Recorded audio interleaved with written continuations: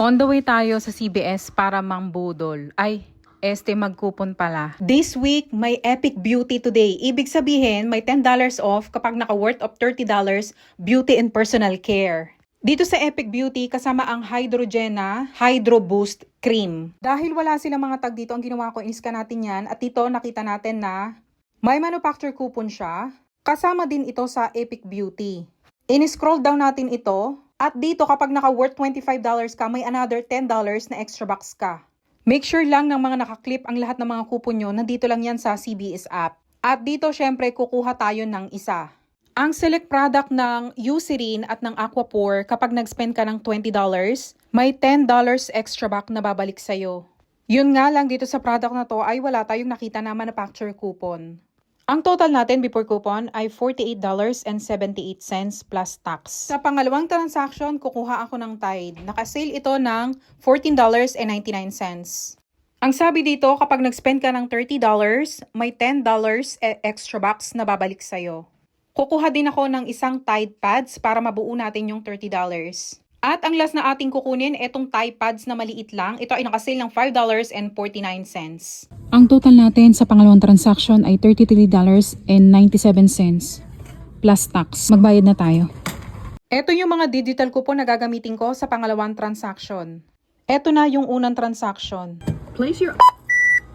Dito sa checkout, automatic na na-apply yung $10 off of 30 sa mga Epic Beauty. Ang total natin sa first transaction ay $31.78.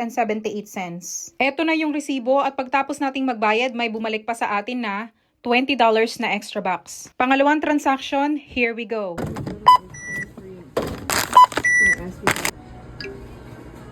Automatic nang na-apply yung mga digital coupon at dito isasama din nating ipambayad yung $20 extra back na nakuha natin sa unang transaction. Pagkatapos lahat ma-apply ng mga digital coupon, ang babayaran ko na lang ay $6.97.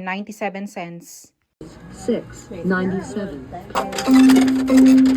Pagkatapos nating magbayad, may bumalik pa sa atin na $10 na extra box. Sa pangatlong transaction, kukuha ko ng Scott toilet paper. Ito ay nakasale ng $10.99. Dito, kukuha ako ng dalawa. Dito, wala akong nakita na manufacturer coupon. Pero dito, kapag nag-spend ka ng $20, may $5 extra box na babalik sa'yo.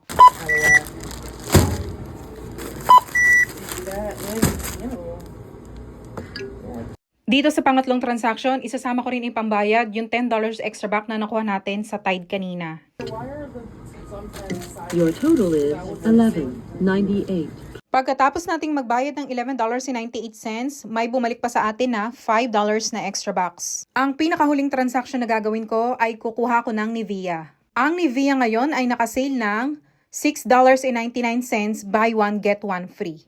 And yes, buy one get one free.